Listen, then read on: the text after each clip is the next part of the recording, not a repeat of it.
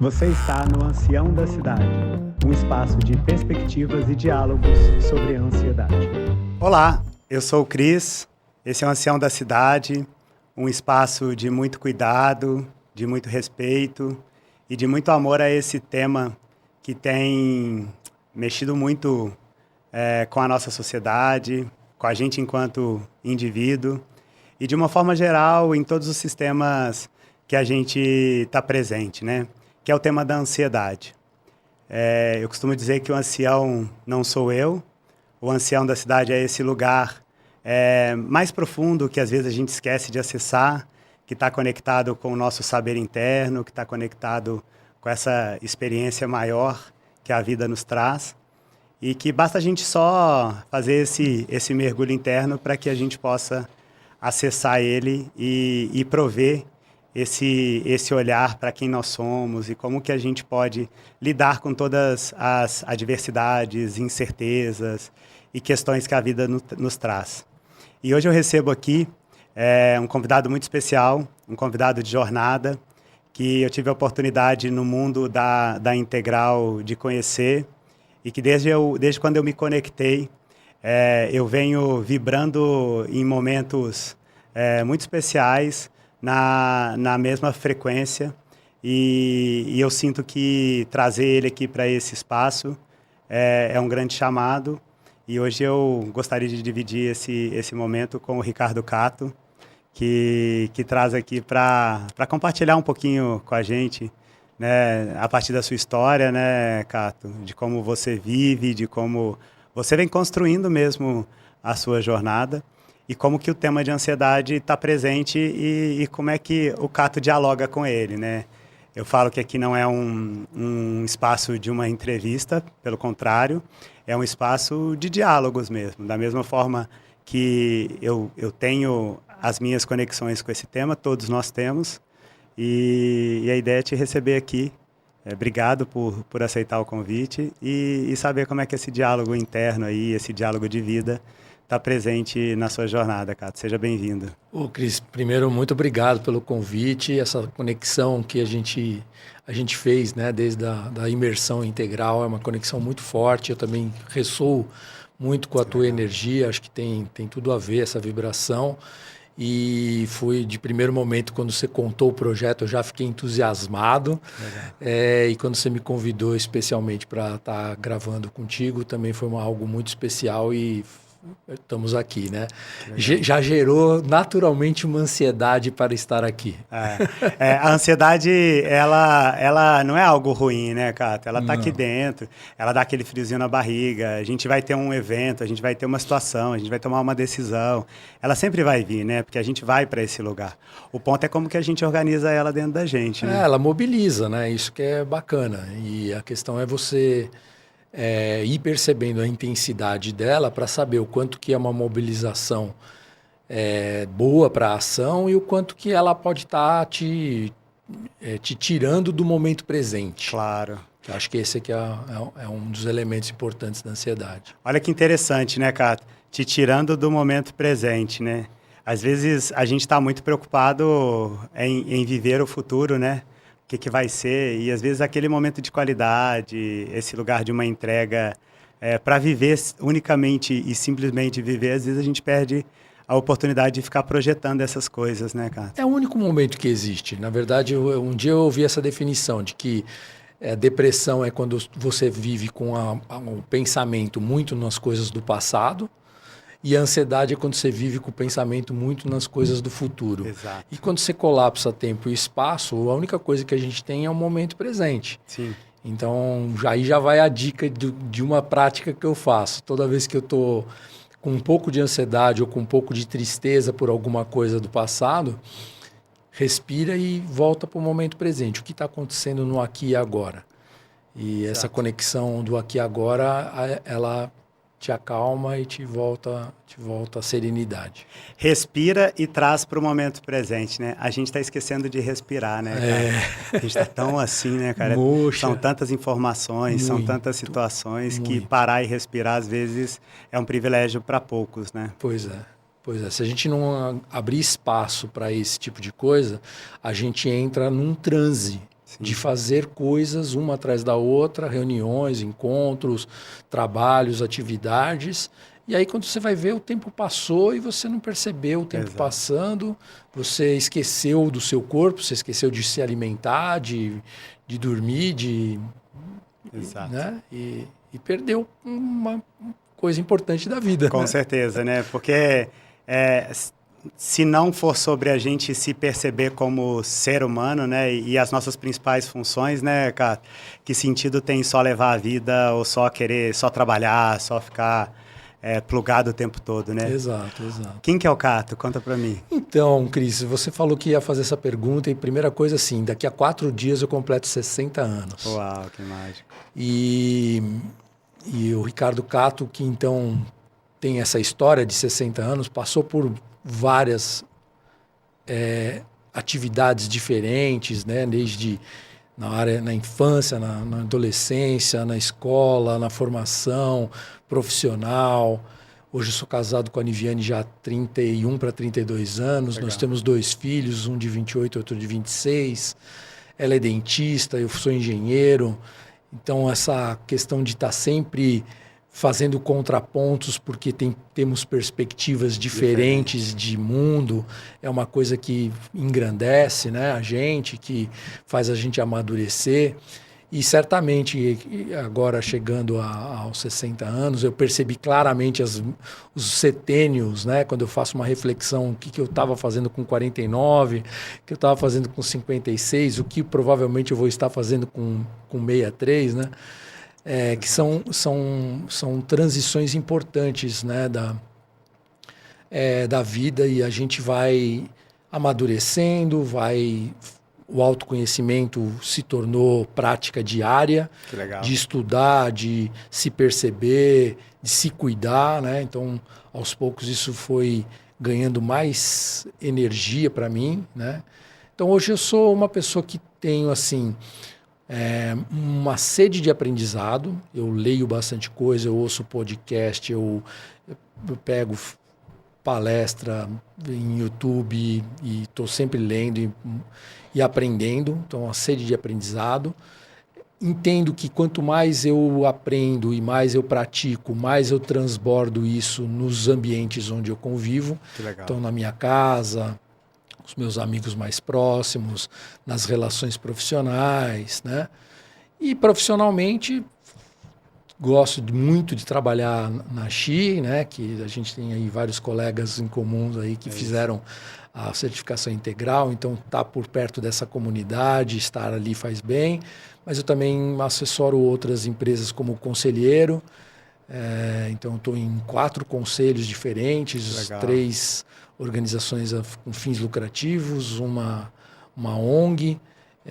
Há 12 anos que eu estou nessa ONG e eu aprendo demais com ela. É uma ONG que trabalha a recuperação nutricional de crianças em situação de vulnerabilidade. Uau, que massa. Com muita história na área da saúde, da pesquisa científica sobre o tema de nutrição, que é um aprendizado todo dia, né?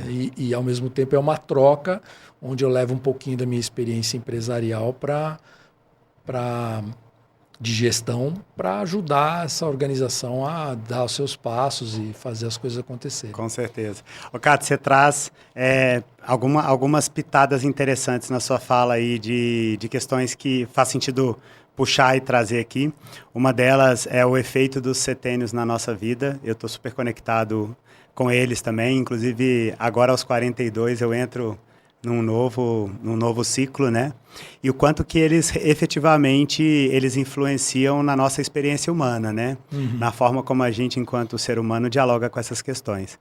Você traz também o autoconhecimento como um movimento e uma prática diária. Aí eu queria puxar esse lugar do autoconhecimento, porque a gente vê a grande dificuldade das pessoas, de uma forma geral, ainda nos tempos que a gente vive, de querer olhar para si, né? De querer olhar e mergulhar para essa perspectiva de dentro, né? Desse lugar mais íntimo, mais subjetivo. Por que a escolha do autoconhecimento, Cato? Que movimento que a sua vida te trouxe para você olhar para esse lugar? Não, eu vou resgatar aqui algumas coisas. Primeiro que, assim, eu me tornei gestor de equipes muito cedo. Eu fui diretor de uma unidade de negócio com 28 anos, onde eu tinha 120 funcionários e boa parte deles eram mais velhos que eu. Como um engenheiro formado com uma lógica cartesiana, eu não tinha instrumentos, ferramentas para cuidar de comportamento. Na época eu queria estudar como é que eu previa comportamento humano e como é que eu lidava com isso. Então esse foi o primeiro start. E aí, super curioso para entender ferramentas que mapeiam comportamento, como é que eu lido com isso, como é que eu formo equipes, etc. Depois, há 22 anos atrás, meu pai faleceu e foi um momento de muita dor, que eu senti muita culpa, tinha coisas que eu não tinha conversado, tinha coisas que não estavam resolvidas. E paralelo a isso, eu fui fazer uma formação, praticamente no mesmo período que meu pai estava, eu fui fazer uma formação de programação neurolinguística. E aí eu comecei a entender o quanto que a linguagem, a estrutura da linguagem vai criando realidade, o quanto que eu tinha que fazer regressão e trabalhar os meus traumas, né? Eu poucas vezes eu fiz terapia. Eu nunca achei que terapia fosse o meu caminho. Mas aí eu fui percebendo que vários cursos e projetos e imersões que eu fiz na vida, eles foram terapêuticos. Em cada um deles eu fui tratando alguma questão mal resolvida, ressignificando um fato do passado, liberando potência, e aquilo foi resolvendo. Até que eu fui apresentado para a constelação familiar, aí resolvi fazer a formação, a constelação deu outro tipo de olhar, né? Para você olhar para o campo sutil, o campo das energias. Também a questão da integral, foi lendo o Frederic Laloux, lá o Reinventando Organizações, que me deu um estalo de que eu tinha que estudar a integral. Um pouquinho antes disso, eu fui fazer a formação de teoria U com o Otto Scharmer. E naquela imersão de teoria U lá em 2012, na hora que você passa no fundo do U, eu literalmente passei no buraco da agulha. Eu me desconstruí pra caramba. E aquele dia de 2012 realmente fez toda a diferença. Lá eu decidi que eu ia me dedicar de forma intensa e ia fazer da minha profissão algo que pudesse ajudar a transformação sistêmica de indivíduos, de grupos, de organizações e multi-stakeholders, né? Não sabia muito bem como, mas como um bom engenheiro, a minha lógica foi: eu preciso ter uma caixa de ferramentas com tudo. Aquela frase, né, de que se você só tem um martelo, tudo que você vê, você dá uma martelada, né? Então você precisa ter a chave de fenda, você precisa ter as outras ferramentas para poder ter liberdade e escolha para atuar. Então teve uma mistura de utilitarismo, de aprender as coisas para usar no ambiente organizacional, profissional, mas o grande benefício foi o meu autodesenvolvimento. E aos poucos eu fui me apropriando disso. Falei assim, não, na verdade sou eu que estou mudando, né? E eu não estou mudando os outros, eu estou me mudando, e a partir da minha mudança eu estou conseguindo ajudar outras pessoas a perceber coisas que até então não estavam claras para elas, e elaborar essas coisas. Aí um pouco de processo de terapia, a terapia integral, né? A psicologia integral é muito legal, é muito diferente das outras possibilidades que eu já tinha testado um pouco, né? E constelação sempre, né? Aí fui fazer a segunda formação junto com a Delmar, né? Que já teve aqui no primeiro episódio, né? E é maravilhosa, então gosto de frequentar o Instituto Evoluir e participar de constelação, e levo parente, levo amigo. Alguém tem um problema, eu falo, vamos fazer uma constelação? Porque é maravilhoso você enxergar essas coisas que estão operando no sistema e que muitas vezes a mente racional não consegue perceber, né? Olha só, você traz a mente racional, não consegue perceber, né? Acho que aqui tem um ponto bem interessante, porque no campo da engenharia, a tendência é que você venha para uma mente e para uma questão mais lógica, mais racional, né? É muito mágico, assim, quando você vê a decisão de permitir que o fluxo e a percepção de como as emoções elas dialogam nesse lugar, quanto que isso pode somar e fazer uma magia na vida, né? E aí, te ouvindo aqui, Cato, você falando da experiência da Teoria U, falando da experiência de tudo isso que você viveu, é muito sobre repertório, né? O quanto que eu estou trazendo aqui para a mochilinha, colocando esse repertório para poder levar isso para a vida, né? Você sente a influência dessa sua escolha nos ambientes que você vive? O que eu quero dizer com isso? Nós somos emoção, né? Nós somos a gente quando a gente mergulha para esse lugar mais interno, independente de qualquer situação que a gente esteja ou como a gente esteja, nós somos seres unos, que aqui dentro emerge questões que são nossas, são próprias da nossa história, né? De como a nossa história aconteceu. E a gente naturalmente projeta isso nas nossas relações. Falo que o grande desafio da era da complexidade que a gente vive hoje é a gente conseguir estabelecer relações genuínas, soberanas e verdadeiras a ponto da gente construir os caminhos que impactam nos sistemas que a gente vive. Seja no sistema familiar, seja num sistema corporativo, seja num sistema social, porque a gente acaba querendo ou não tendo as conexões na nossa vida com alguns sistemas, né? E aí você traz o mundo da constelação, você traz tudo isso.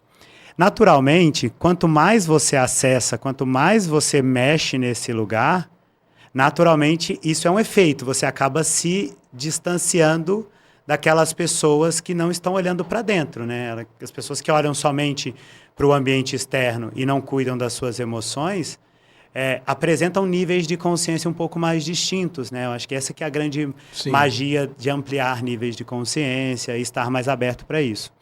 Como é que você percebe esse seu diálogo com as relações que você tem na sua vida e no seu sistema? Não, legal, muito bacana essa pergunta. E eu estou aqui refletindo que em várias interações com pessoas que estão no fazer muito forte, Sim. Eu faço um pouco de provocações e ofereço perspectiva. Tá. Então a lógica é nunca falar tá certo ou tá errado, mas assim, falar assim, posso te oferecer uma outra perspectiva? Porque o fazer, ele tem um polo complementar que é o ser. Sim. Eu faço e ao fazer eu me transformo. E quando eu cuido do meu ser, abre potencial para o meu fazer. Eu vou ter mais amplitude, impacto, qualidade, seja lá o que for. Então eu enxergo o ser e o fazer como uma das polaridades mais importantes. Tá. Que a gente precisa nutrir e sustentar. E o que eu estou percebendo hoje nesse mundo hiperconectado, cheio de informação e urgente, porque as pessoas estão com um senso de urgência muito forte, ele leva muito todo mundo para o fazer. Eu preciso ter uma ação, eu preciso resolver esse problema, eu preciso ter uma iniciativa, eu trabalho bastante conectado com gente que está ligada na questão das mudanças climáticas, Sim. Objetivos do desenvolvimento sustentável. Precisa fazer, precisa fazer, precisa fazer. Eu falei, tá bom, quem está cuidando do ser que está fazendo? Como você está cuidando do ser que está fazendo? E isso vem de oferecer uma perspectiva do tipo assim, como é que você está se sentindo com esse desafio? Perguntas abertas, né? O que mexe em você? Por que esse desafio te desafia efetivamente? Aonde você sente no seu corpo esse chamado? Para fazer a pessoa voltar para dentro do ser e refletir essa conexão mais profunda do fazer e do ser. Então, no fundo, assim, outra coisa que eu também aprendi bastante lá com o estudo da integral é prestar atenção nas narrativas. Tá. Então, conforme as pessoas vão construindo as narrativas, eu vou entendendo o modelo mental, vou tentando entender, óbvio que a gente só se espelha, a gente não tem entendimento profundo, porque é o subjetivo da outra pessoa que está operando, né?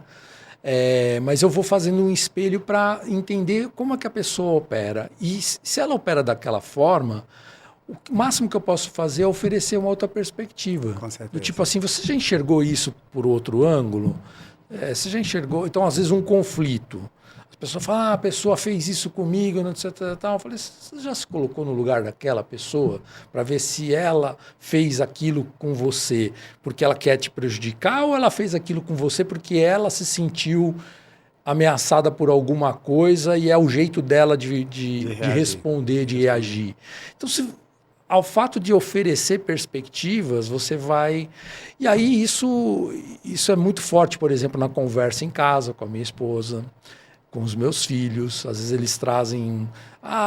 meu filho lá tem um grupo, o grupo estava começando a se desentender, eu sentei e fiz uma reunião de mediação com o grupo. Que legal, grupo cara. de música, né? Os caras são músicos e tal. Eu propus para eles, falei assim, vamos fazer uma noite de mediação? Então, apreciação, onde cada um vê valor na amizade e no trabalho do outro, onde tem desconforto.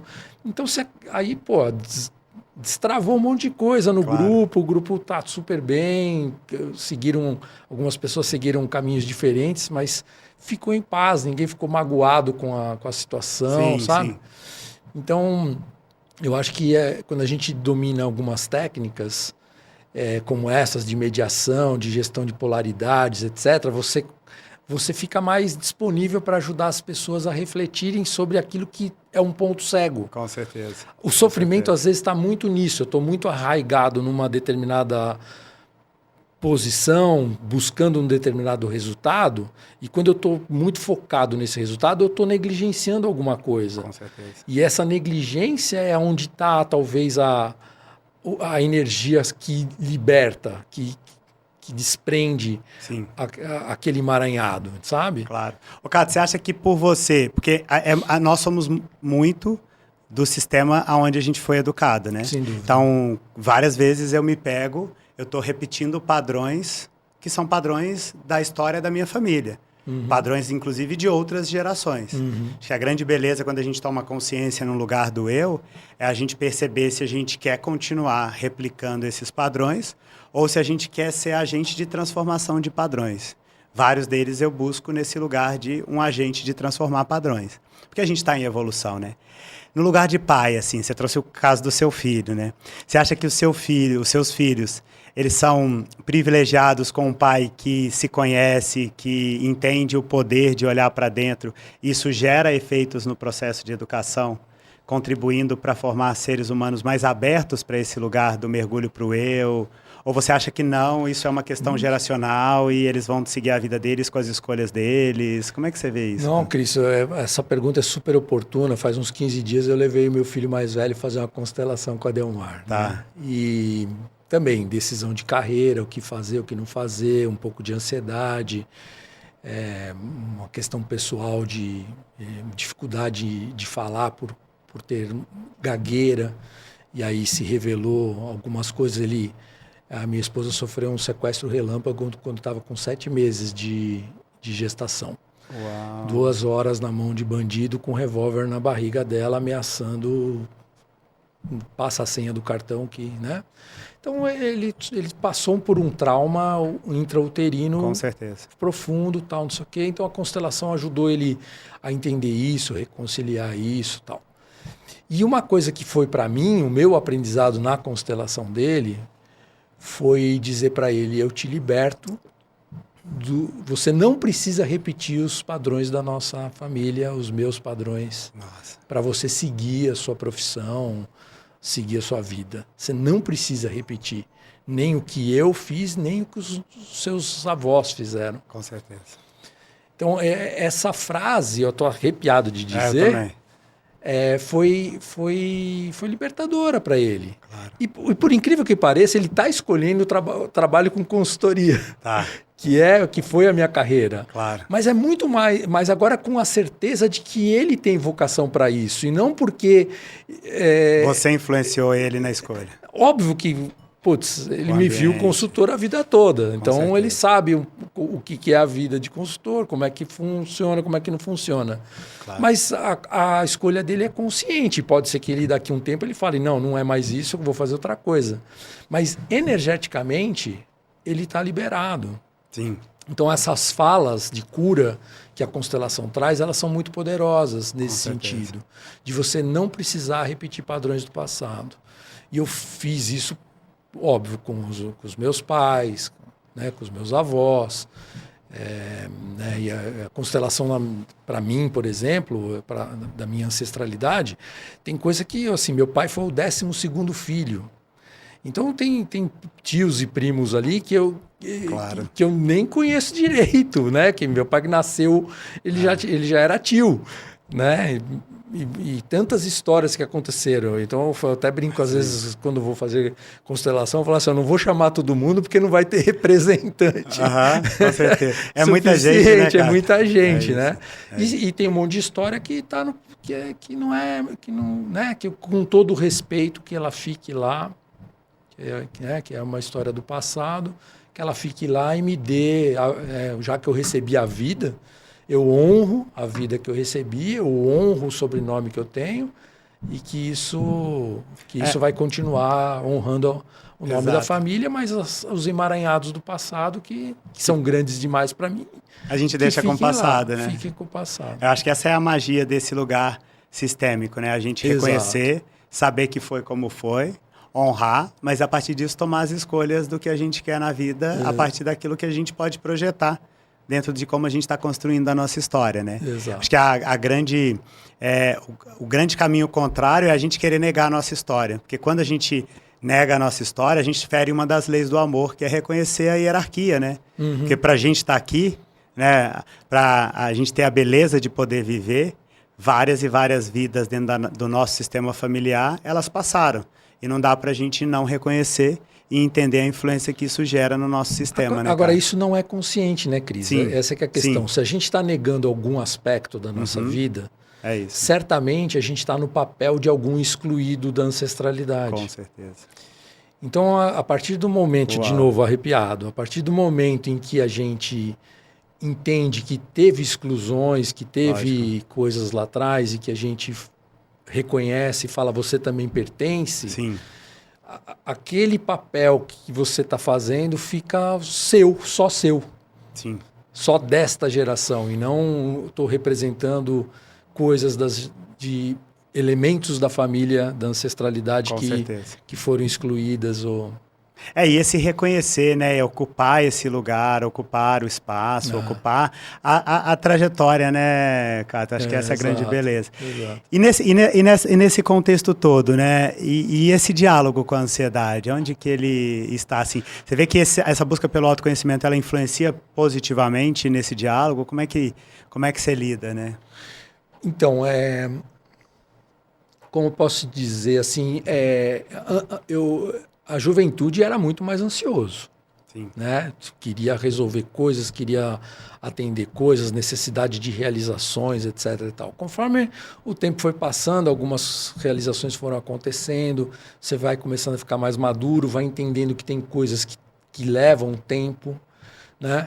Depois que eu fiz a formação de teoria U, eu comecei a prestar mais atenção nas energias, do tipo assim, se tem algum caminho que não está fluindo, é porque não é para fluir por aí. Então, volta, dá 2 passos para trás, se afasta um pouco do problema para entender para onde a energia está indo. Sim. Isso requer uma serenidade. Né? Então, essa questão da ansiedade vem muito assim. Se você está ansioso para chegar logo naquele caminho, vai dar errado. Tem coisa que me gatilha. Por exemplo, eu sou assim super respeitoso com relação ao horário. Se eu estou atrasado, eu fico ansioso. Claro. Eu fico mal, porque eu não gosto de ficar esperando e eu não gosto que as pessoas se esperem porque eu estou atrasado. Então, tem alguns gatilhos ainda, no trânsito é uma coisa que me estressa, tal. Que, beleza, já tenho consciência e fico olhando, já fico tentando identificar as sombras que estão dentro de mim mal integradas para eu consertar isso daqui, mas tem vários pontinhos que ainda tem para evoluir, que eu acho que é muito legal. Então, que bom, né? Porque acho que quando parar de evoluir é que não precisa mais, não precisa mais ficar nessa existência. Então, toda a reflexão de autoconhecimento, ela me ajuda a estar mais no momento presente. E isso faz com que eu lide melhor com essas expectativas do que vai acontecer, né? Que são as geradoras de ansiedade. Pô, vai acontecer tal coisa, como é que eu me preparo para isso? Né? Eu sou mais emergente do que planejado. Tá. Eu sou mais de lidar com o que se apresenta do que... Então, a minha dificuldade é do tipo assim, precisa planejar uma reunião. Nossa, eu sofro para planejar a reunião. Agora vamos falar assim, vamos para a reunião e vamos deixar ela rolar e fazer o que acontecer. Eu confio que eu tenho uma caixa de ferramenta razoável e quando chegar lá, a gente se vira. Sim. Tem gente que fica desesperado comigo nesse sentido. Porque fala, vamos planejar. Por que eu vou ficar aqui elaborando todas as possibilidades? Se falar isso, eu falo aquilo. Se fizer aquilo, eu falo aquilo. Vamos lá, peito aberto, sente o momento. Claro. Entendeu? E óbvio que para ser bem efetivo nessas condições, uma coisa que eu aprendi com a Xi é fazer interiorização sempre antes de todo encontro importante. Trazer essa conexão de qualidade. Porque aí você está presente. Se eu estiver presente, pode ter alguma coisa que tenta desestabilizar, mas rapidamente você volta para o eixo. Com certeza, com certeza. Eu ia te perguntar sobre práticas que você acaba trazendo para a sua vida. Eu acho que você já traz uma boa prática, né? Eu não me preparo no nível macro de planejamento. Eu tenho um encontro e eu uso a interiorização para me trazer presença e permitir que eu diminua um pouco esse lugar da expectativa. Porque a expectativa, se ela não está bem alinhada, ela vai gerar frustração. Exato. E aí o diálogo com a frustração ele não é positivo, né, Carlos?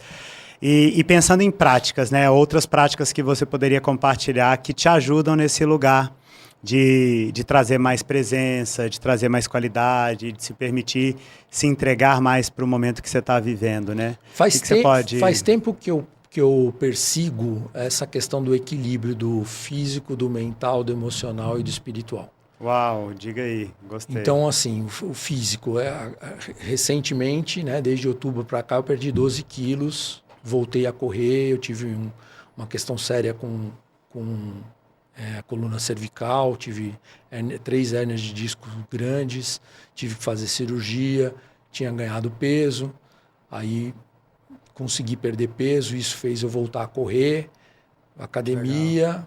Então o físico, né, sono, aquela energia, renovação da energia, de tentar dormir bem. Bom, fiz o Intermittent Living o ano passado, que é um programa super legal, recomendo fortemente, foi lá em Gaia, alimentação com jejum, vida intermitente de calor e frio, hiperventilação e hipóxia, etc. Uma técnica chamada psiconeuroimunologia, sensacional, me ajudou muito na perda de peso, muito mesmo, fazer os jejuns, etc. E a escolher alimentos não inflamatórios. Então, melhorei demais a minha alimentação. A parte emocional tem a ver com cuidar das relações, cuidar das amizades, cuidar ter conversas significativas com as pessoas que a gente gosta, com que a gente ama e nutrir essas relações. Então, a parte emocional está muito nessa linha, né? Amor mesmo, amor pela minha família, amor pela minha esposa, amor por muitas pessoas que são muito amigas próximas e a demonstração de afeto e a troca de afeto resolve muito essa parte emocional. Que é uma grande dificuldade para muita gente, né? E cuidar das suas emoções, ou seja, quando que eu estou sentindo emocionalidade, quando que eu estou sentindo tristeza, quando que eu estou sentindo reconhecer, ampliar essa capacidade de reconhecimento. O mental é leitura de coisa boa. Desligar a televisão, desligar a notícia ruim, nada de ficar vendo telejornal, televisão para mim é só futebol, e olhe lá, né? Ou o programa de surf que meu filho gosta, alguma coisa desse tipo, algumas séries muito bem indicadas, senão também não vai, né? Para sair fora de questões de violência, né? Essas coisas que chamam muito a atenção. Atrai muito a atenção das pessoas.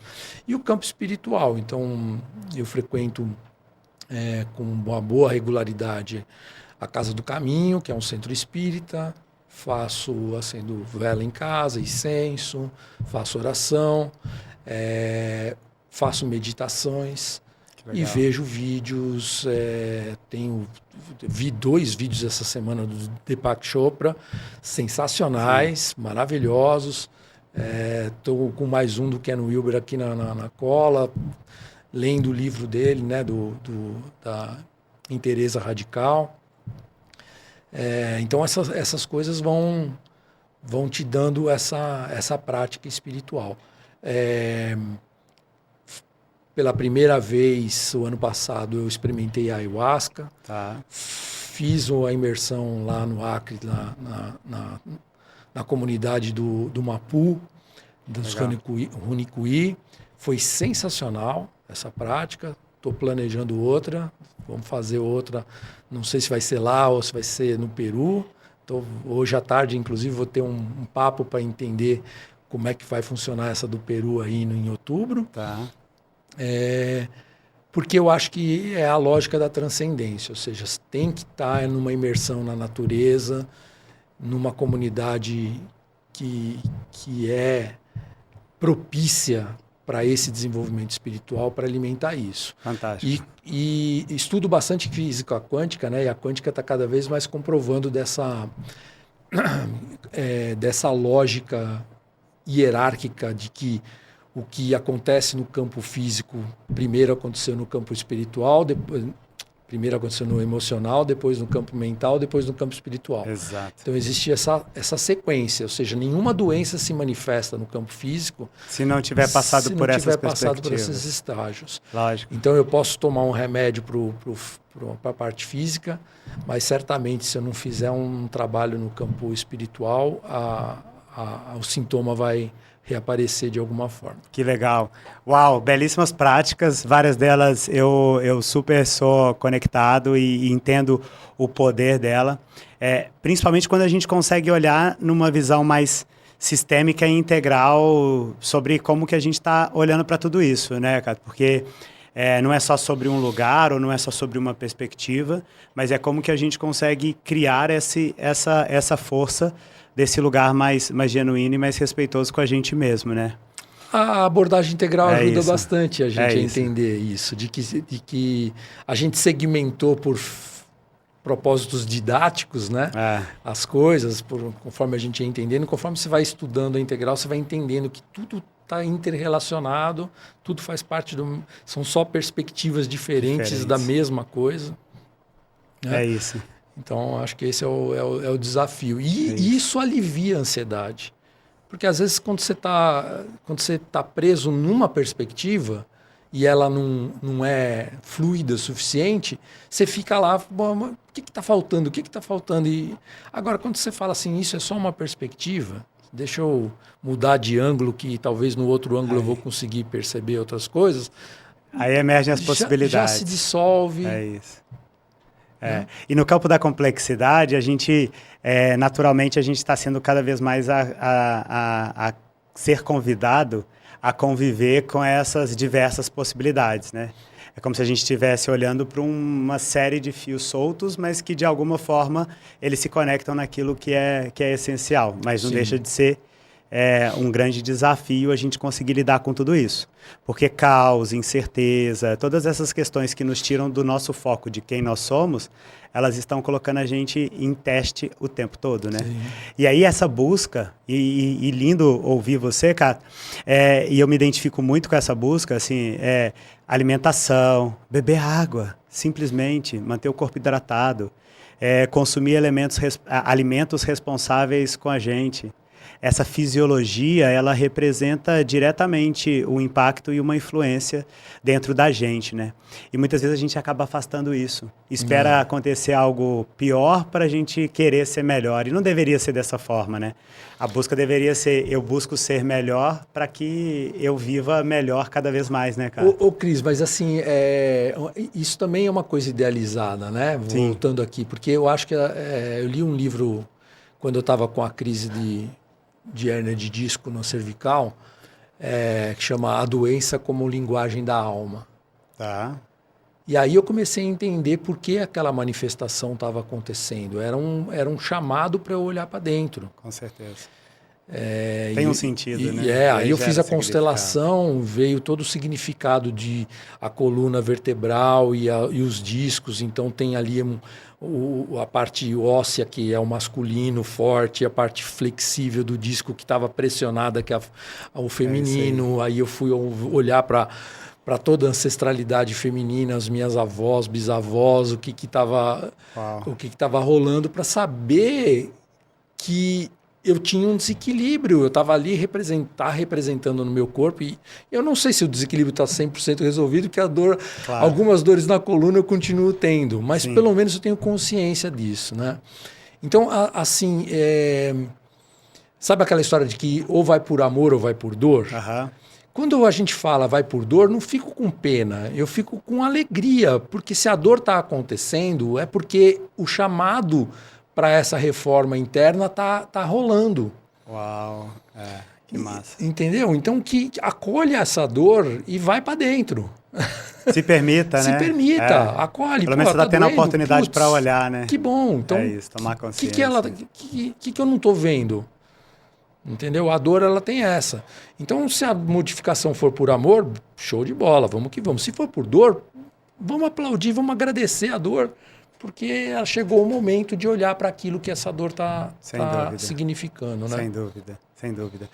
Cato, por mim eu ficaria aqui por muito tempo. Esse papo ele vai aí, cada ponto que a gente puxa, ele vai abrindo e descortinando várias questões, mas é muito importante também a gente entender que esse é um espaço que eu quero entregar conteúdo de valor de uma forma com que as pessoas se interessem, né? Então, pena que o tempo é o nosso grande desafio.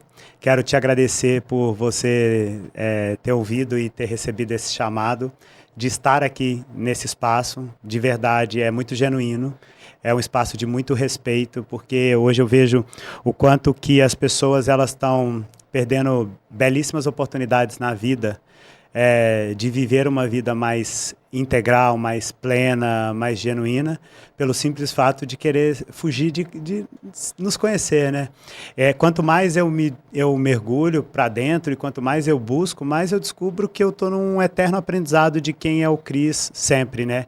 E poder ouvir aí você chegando aos seus 60 anos, com toda uma história, com muito mais trajetória pela frente, e ver você chegando, sustentando o quanto isso é importante, me dá gás, me dá vontade de sustentar as minhas escolhas.